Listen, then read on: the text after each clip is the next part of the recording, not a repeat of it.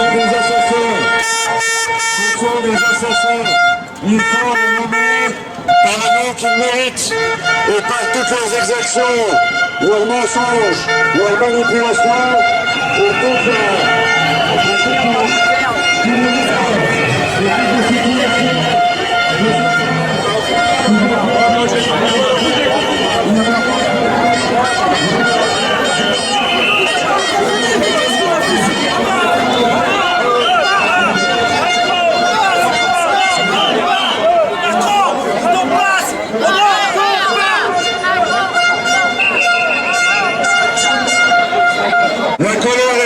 depuis des années. Elle s'est intensifiée depuis plusieurs semaines. Cette colère ne s'éteindra pas, car c'est une colère parce que nous sommes privés de nos droits, privés de notre liberté, privés de notre futur. Et ce futur n'appartient pas à nos représentants, il n'appartient qu'au peuple. Hier, aujourd'hui, comme demain, nous sommes la seule condition de notre destin national, la seule condition de notre futur. Le peuple est dans la rue, le peuple continuera à effectuer des manifestations, des actions de blocage, des actions politiques. Le peuple est vivant, le cœur vibrant de France est là, nous sommes tous ensemble. Donc ces 200 comités qui sont demain 300, 400 et 500 sont la cheville ouvrière qui va permettre de s'organiser, de se synchroniser.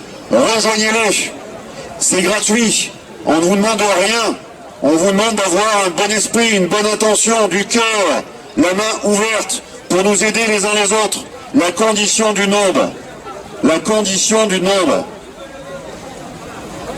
elle est là. Regardez aujourd'hui, ils pensaient encore qu'on allait être peu nombreux, et alors qu'on s'élancera, nous sommes peut-être 300, 500 sur cette place, nous serons encore peut-être quelques milliers ensuite. Le nombre existe. La population en colère n'a pas disparu. Les gilets jaunes n'ont pas disparu. Les soignants n'ont pas disparu. Ils font juste en sorte de nous essouffler, de nous fatiguer dans une longue guerre, une guerre virale et psychologique. Opposons-leur les actions, opposons-leur l'organisation. Et demain, c'est le peuple français qui gagnera et reprendra ses droits. Vive la France! Pendant 40 ans, ils ont dormi. Parce que là, ils ont senti que le souffle de la colère se rapproche de leur permanence. Et dans tous les endroits de France, on a eu des comités aussi, où cette fois-ci, les assistants parlementaires commençaient à avoir peur. Pourtant, il n'y a eu aucune violence. Aucune violence. Mais cette peur qui est arrivée dans leur esprit, cette peur, à ce moment-là, les citoyens ne l'avaient plus. Ils étaient en force, ils étaient en confiance. Cette peur a changé de camp à ce moment-là. Donc vous ferez changer la peur quand vous agissez, soit dans le cadre d'une manifestation, soit dans le cadre d'une action politique. C'est important que la peur change de camp. Mais pour garder le nombre, je vous le dis aujourd'hui, parce qu'on a mis en place aussi cette première action que je souhaite vraiment que vous relayez partout autour de vous et partout en France. Le discours de vérité, c'est bien. La fraternité dans la rue, c'est bien. Mais demain, dans l'automne et l'hiver qui s'approchent, un automne et un hiver qui est beaucoup moins clément qu'ici à Toulon, nous sommes tous en bas de chemise et de t-shirt, cet automne et cet hiver, quand vous allez rentrer chez vous, vous allez être bombardé par CNews, BFM VC. Vous avez en fait votre morale qui va tomber. Donc le moral remonte par les manifestations, bien sûr. Mais le moral, il tient à trois choses également. Par les comités de salut du peuple, on essaie de réarmer intellectuellement les citoyens. On leur offre des éléments gratuits et libres pour qu'ils se réarment intellectuellement. Par les manifestations et l'action politique, on essaie de les réarmer moralement. Mais le moral, je vous le dis en tant qu'ancien militaire, le moral quand on est sur le terrain, qu'il fait froid, qu'il pleut ou différentes choses, le moral, il est là. Le moral. Et vous ne pourrez pas vous tenir dignement debout, conscient, s'il y a autour de vous des concitoyens, alors que vous mangez correctement. Mais qu'autour de vous des concitoyens sont affamés. ça ne marchera pas. La condition de faire nombre, c'est une condition d'utilité. L'autorité ne se décrète pas. Le nombre ne se décrète pas. Il s'organise, il se synchronise. Si vous prenez conscience qu'il faut se réarmer intellectuellement, moralement et aussi à ce niveau-là, alimentairement, vous avez les trois conditions pour refaire nombre demain. Et en plus, regardez, aujourd'hui, nous tenons place. Des citoyens qui n'ont pas les mêmes approches que nous diraient, mais voilà, ils arrivent le samedi, la première chose qu'ils ont à faire, c'est de nous casser les pieds, à faire du bruit et bloquer les rues. Eh bien non, on ne vous casse pas les pieds. Déjà, on vous envoie un message pour essayer d'agiter votre conscience. Le citoyen peut vous sauver, mais ça ne suffit pas. On organise aussi de la collecte alimentaire. Vous pouvez venir avec un aliment, on le collecte et on le donne tout de suite à celui qui a besoin. C'est pas la peine de faire des organisations d'armée rouge. On n'est pas en Union soviétique. Il faut être rapide, il faut être efficace, il faut être intelligent, il faut être malin. C'est la condition pour s'organiser vite. Certains m'ont dit, Alexandre, tu as lancé cette initiative, mais il faut qu'on en parle, il faut qu'on discute, il faut qu'on se réunisse. Mais à quoi bon? Quand on a été 4000 le 17 juillet, est-ce qu'on a eu besoin de se réunir? Non. On a été 4000 sur une place, et puis après ça a grandi. Ce qu'il faut, c'est lancer des initiatives, courageusement, tous les jours, sans se disperser.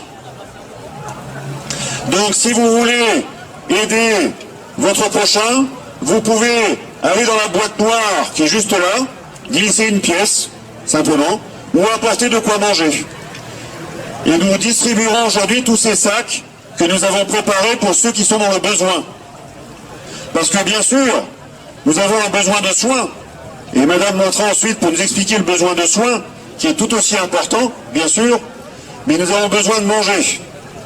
Certains me disent, nous sommes un pays riche, l'alimentation est partout, détrompez-vous. Nous sommes en train de devenir un pays du tiers-monde. Nous sommes en train de devenir un pays du tiers-monde. Vous avez 8 millions de pauvres en France. 8 millions de pauvres. Des gens qui ne mangent pas, qui gardent leur fierté, leur dignité d'être français, mais qui ne mangent pas. Donc si demain, vous voulez être côte à côte avec ces Français, dans les rues, en nombre, pour renverser un pouvoir inique et tyrannique, vous devez vous rassembler dès maintenant et vous entraider les uns les autres. C'est très important.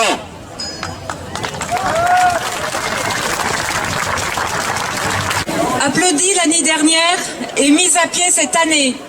Quelle considération pour nos soignants. Nous, soignants, ici présents, suspendus depuis le 15 septembre, avons pris un autre chemin que celui désigné par nos gouvernants.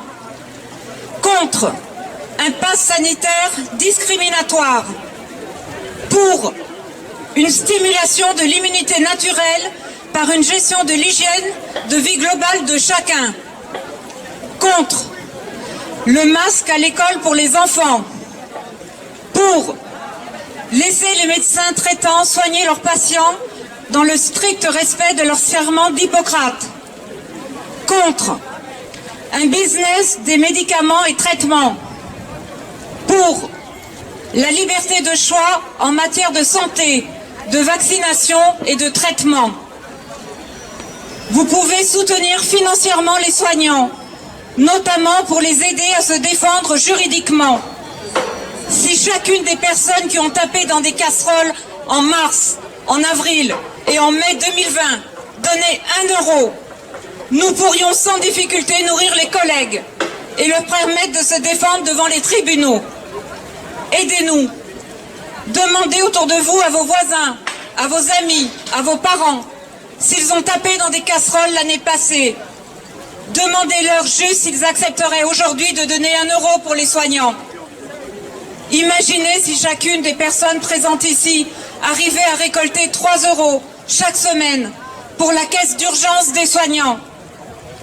Ce sont les petits fleuves qui font des grandes rivières. Nous sommes bien plus nombreux que ce que l'on tente de nous faire croire. Pensez-vous que les soignants vont se laisser abattre? Jamais.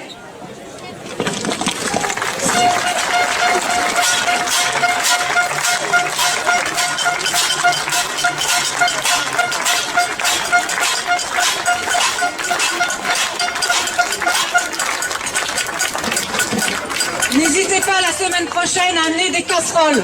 Moi j'ai fouillé dans mes placards, j'ai trouvé des couvercles.